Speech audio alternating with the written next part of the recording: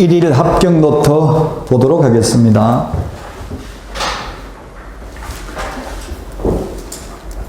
자, 게시해야 되는 거 2021년 12월 31일부로 받겠습니다. 게시해야 되는 게 몇 등 했는지 등수보자 4개였는데 등록증이 이제 2개죠. 2개. 중개사무소 개설 등록증, 사업자 등록증, 중개보수열표, 보정설정 영명서류, 자격증 원본, 등록증도 물론 원본이고요. 만약에 매수신청 대리까지 한다면 매수신청 대리인 등록증도 또 하나 더 계셔야 돼요. 그럼 매수신청 대리까지 한다면 등록증이 3개예요. 중개사무소 개설 등록증, 매수신청 대리인 등록증, 사업자 등록증. 자, 답 1번입니다. 시험에 이때까지 나왔던 게 실무교육 수료증, 그 다음에 협회 회원 가입 증명서, 부동산 거래 정보망 가입 확인서, 이런 거는 게시할 의무가 없습니다. 몇 등 했는지 등수보자. 물론 소속관계사 자격증은 소속관계사 있는 경우에만 게시하면 되겠죠. 무조건 게시해야 된다고 하면 소속관계사 한 명을 무조건 고용해야 되는 거잖아요. 자, 그 다음에 2번입니다. 확인 설명해야 될 내용하고 전속 중개계약 시 정보 공개해야 될 내용 공통적인 정보가 아닌 것. 2023년 잘못 적었네. 이게 23년이 아니고 22년입니다. 이게 오타네요. 23년이면 이번 시험에 안 나오는 거잖아요. 그리고 23년이 아니고 22년입니다. 22년. 자, 공통적인 정보가 아닌 것 몇 개인가 했는데 바닥면의 상태는 확인 설명만 하는 내용입니다. 바닥면 상태. 이게 신설됐죠? 정보 공개한 내용은 아니고요. 공시지가는 정보 공개는 하는데 설명해야 될 내용 아닙니다. 그 다음에 토지 이용 계획 설명만 하고 정보 공개해야 될 내용 아닙니다. 중개보수 산출 내역 확인 설명만 할 내용이고 정보 공개해야 될 내용 아닙니다. 취득시 부담할 조세의 종류 및 세율, 요건 설명만 해야 될 내용이고 정보 공개해야 될 내용 아닙니다. 그래서 공통적인 정보가 아닌 것 5개입니다. 중개사물의 종류와 거래 예정 금액은 확인 설명도 해야 되고 정보 공개도 해야 됩니다. 우리 프린터 5번, 6번에 있는 내용, 공통적인 내용 꼭 기억을 해야만 되겠습니다. 정답은 5번이 되겠습니다. 자, 중개보수는 2021년 10월 19일. 날짜는 시험에 안 나오죠. 그냥 여러분들 공부하는데 참고를 하라고 최근에 받겠다는 이야기입니다. 자, 틀린 것인데 1번. 주택에 대한 중개보수는 의뢰인 쌍방으로부터 각각 받되 그 일방으로부터 받을 수 있는 한도는 매매 교환의 경우는 천분의 9였는데 2021년 10월 19일 날 15억 이상인 경우는 천분의 7이라고 했잖아요. 매매는. 그 다음에 임대차는 천분의 8이었는데 15억 이상인 경우는 천분의 6, 0.6%로 바뀌었습니다. 천분의 9가 아니고 천분의 7, 그 다음에 천분의 8이 아니라 천분의 6, 0.6% 같은 말이죠. 1번이 답입니다. 자, 그 다음 2번. 토지 중개에 대한 보수는 의뢰인 쌍방으로부터 각각 받되 거래 금액의 천분의 9 이내에서 의뢰인과 개업공개사가 서로 협의하여 결정을 합니다. 주택은 매매는 0.7, 임대차는 0.6% 범위 내에서 시도조례 최대. 그 다음에 주택 외의 경우에는 국토부령, 매매든 임대차든 모두 0.9%. 다만 85제곱미터 이하 주거용 오피스텔은 매매는 0.5, 임대차는 0.4% 범위 내에서 받을 수 있습니다. 3번 교환 계약인 경우에는 거래 금액이 큰 중개사물 가액을 거래 금액으로 합니다. 4번 동일 3번 들어가야 된다. 동일한 중개사물, 동일 당사자, 동일한 기회, 즉 집 팔고 그 자리에 세입자를 눌러 사는 경우에는 매매에 대한 보수만 받을 수 있습니다. 그리고 5번 주택의 면적이 2분의 1 이상인 경우에는 전부 주택에 관한 규정을 적용합니다. 주택이 상가보다는 더 중개보수가 낮잖아요. 그래서 딱 절반만 주택이라도 전부 주택에 대해서 적용을 한다. 시험에는 주택의 면적이 3분의 1인 경우 이렇게 출제됐다.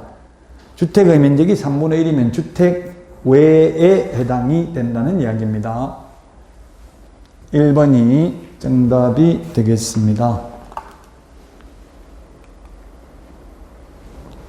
6월 초과해서 휴업할 수 있는 사유로 명문 규정을 두고 있지 않는 것은 했는데 5번입니다. 5번.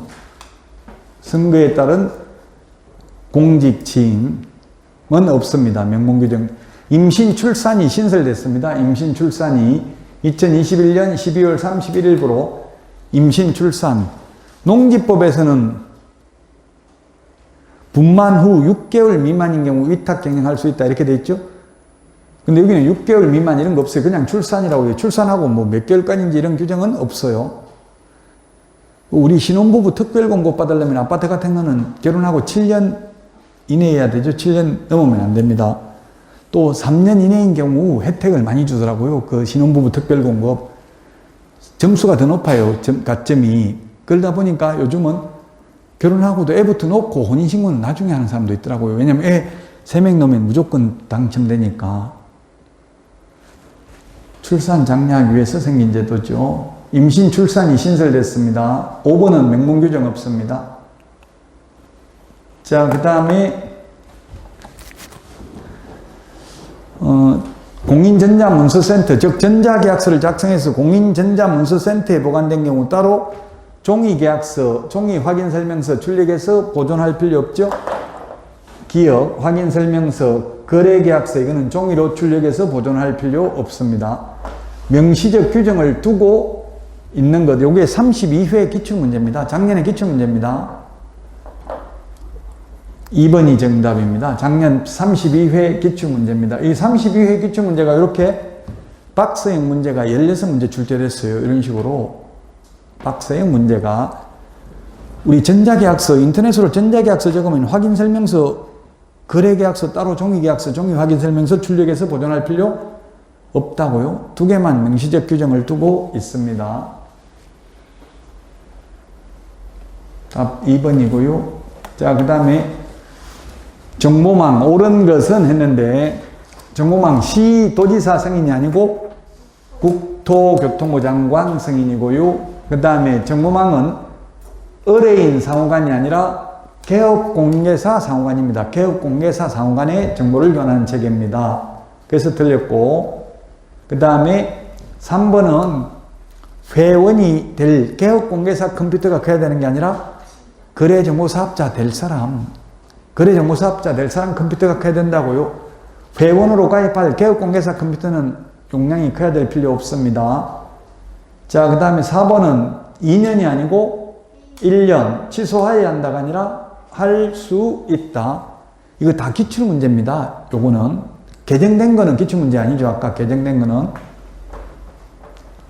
자, 그 다음에 5번 개업공개사는 정보망을 통해서 거래하는 경우 거래가 완성된 데는 지체 없이 이를 거래정보사업자에게 통보해야 된다. 7일 이내에 통보하는 게 아니고 지체 없이 통보해야 됩니다. 지체 없이 통보해서 삭제해야 됩니다. 메모를. 5번이 정답입니다. 확인설명서 기재사항으로 틀린 것은 우리 교재는 지금 확인설명서가 맨 뒤에 있는데요. 지금 오늘 공부한 내용은 안 나와 있고 뒤에 나와 있는데 12월 31일부로 서식, 시행규칙은 12월 31일부로 바뀌었습니다. 시행령은 1월 1일부로 바뀌고요. 확인설명서 1이 주거용입니다. 주거용에는 계약갱신요건 행사 여부를 기재한 난이 있다. 예, 주거용, 비주거용 다 있습니다. 그리고 1의 서식에는 1이 주거용이라고요. 다가구주택 확인서류 제출 여부를 기재한 난이 있다. 예, 이게 신설됐습니다. 12월 31일부로. 다가구주택은 단독주택이죠. 단독주택이면 주인은 한 명인데 세입자가 19세대 이하가 거주하도록 되어 있을 것 이렇게 되어 있잖아요. 세입자가 19명이면 전부 전세면은 맨 뒤에 들어간 사람은 경매 넘어가면 떼일 우려가 많잖아요. 그래서 확정일자 받은 날이 얼마인지, 보증금이 얼마인지, 월세인지 전세인지 이런 걸 확인할 수 있도록 확인 서류를 제출했는지 여부를 체크하도록 되어 있습니다. 이게 신설됐습니다. 워낙 중개사고 나는 게 48%가 다가구 주택에서 사고 나더라고요. 선순위 세입자 있는 거 설명 안 해가지고 후순위 세입자가 경매 넘어갔을 때 배당을 다 못 받는 게 많기 때문에 이런 게 신설됐고요.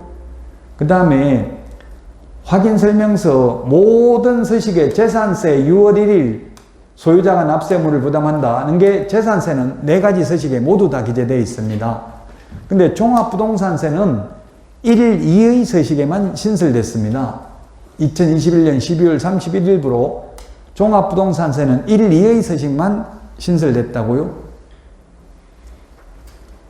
1일 2의 서식, 1이 주거용, 2가 비주거용이잖아요.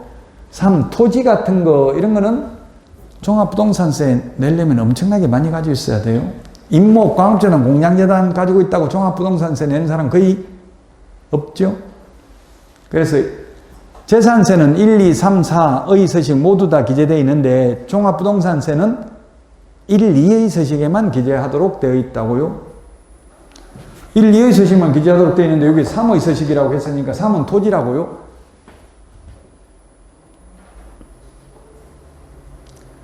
4번이 틀린 정답입니다. 5번 확인설명서 2의 서식에는 벽면 및 바닥 상태를 기재하는 란이 있고요. 바닥면의 상태 이게 신설됐습니다. 벽면 및 바닥면 상태를 기재하는 란이 있는데 도배 상태 기재하는 란은 없어요. 도배는 1의 서식만 기재한다고 주거용만. 비주거용 우리 학원 건물 이 비주거용인데 도배 안 돼 있잖아요. 벽에. 그러니까 도배 상태는 기재하는 란이 없어요. 1의 서식은 도배 상태도 기재하는 란이 있습니다. 이 서식이 시험에 한 문제 잘 나오는데 어렵죠. 이거 서식까지 봐야 할 수 있으니까. 4번이 정답입니다. 종합부동산세는 1일 2의 서식에만 기재하도록 신설됐다. 3, 4의 서식에는 종합부동산세는 기재하지 않고 재산세는 다 기재합니다. 모든 서식. 모든 서식 다 기재하는 게 뭐라고 했습니까? 모든 서식 다 기재하는 게 대권, 금세, 실수.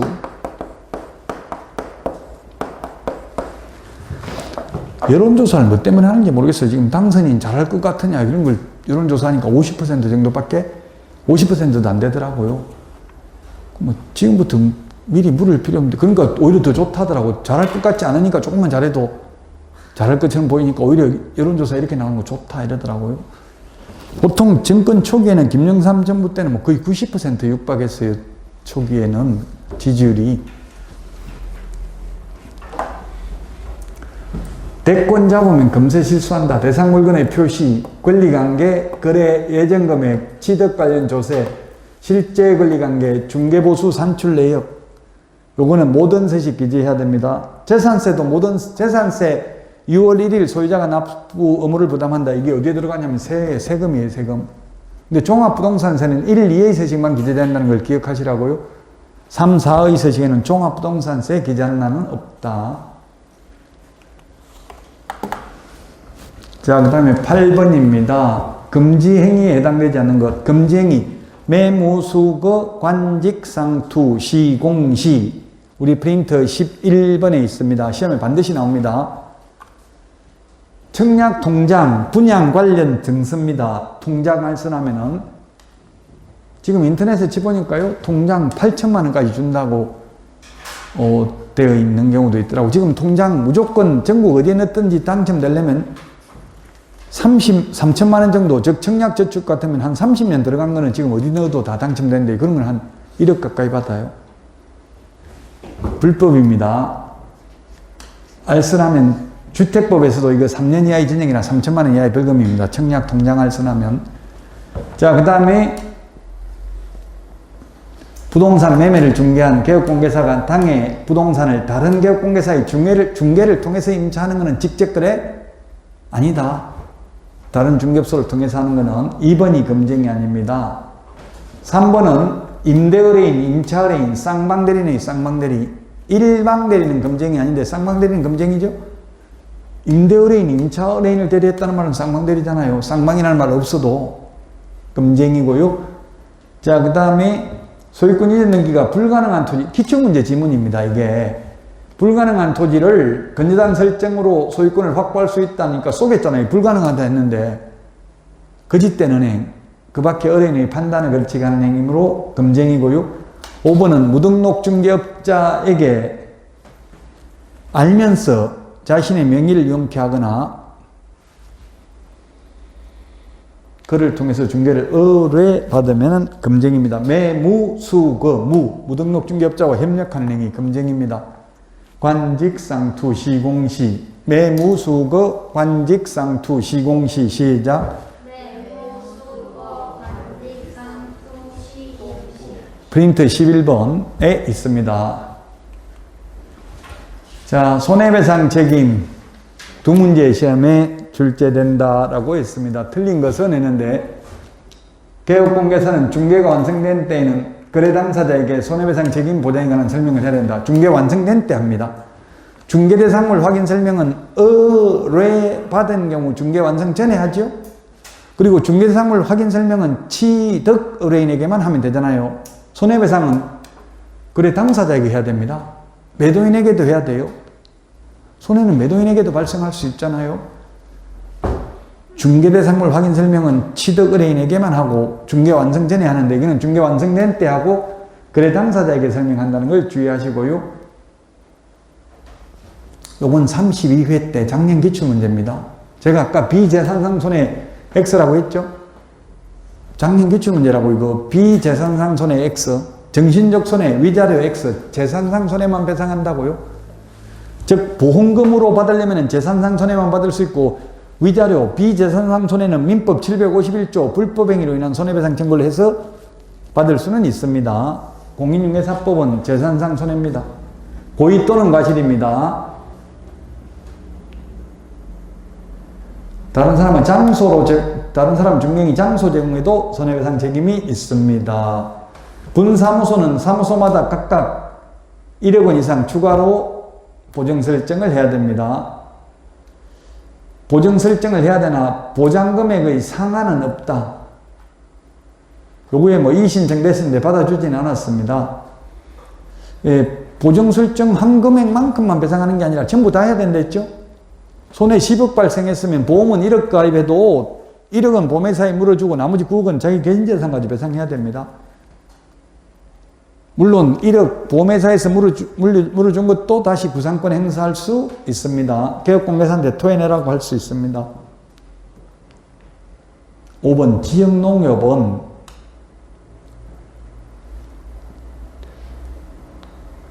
개업공개사의 최저보장금액과 같다.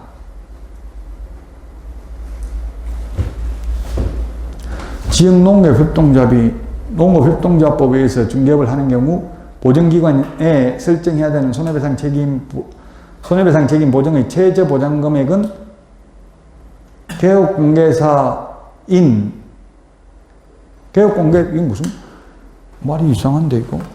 대공은 1억이고 지역농협은 1,000만 원이라는 그 말이에요? 그럼 틀린 거 다르다. 다르다 했으니까 개업공개사의 최저 보장 금액과 이게 그냥 기출문제인데 갑자기 문제가 이상한 것 같은데 개업공개사의 종류가 여러 개가 있잖아요. 그래 아마 어쨌든 지역농협은 1,000만 원 이상이고 법인인 개업공개사는 2억 원 이상이고 개인은 1억 원 이상이니까 다르다 했으니까 맞다고 봐야 되겠죠.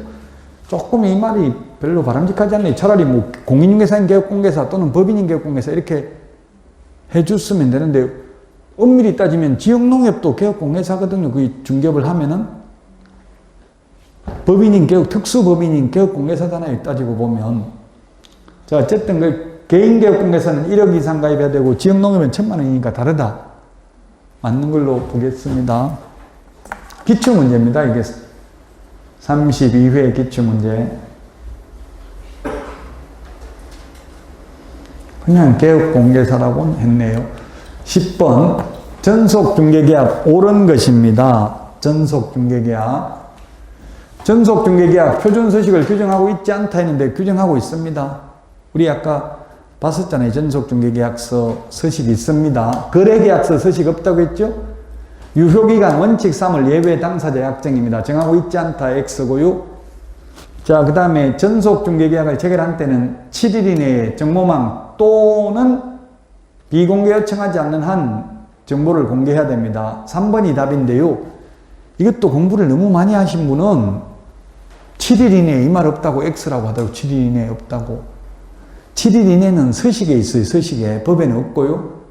만약에 7일 이내 대신에 5일 이내, 10일 이내 하면 X지만 그냥 이렇게 했다고 X라고 하면 안 된다고요.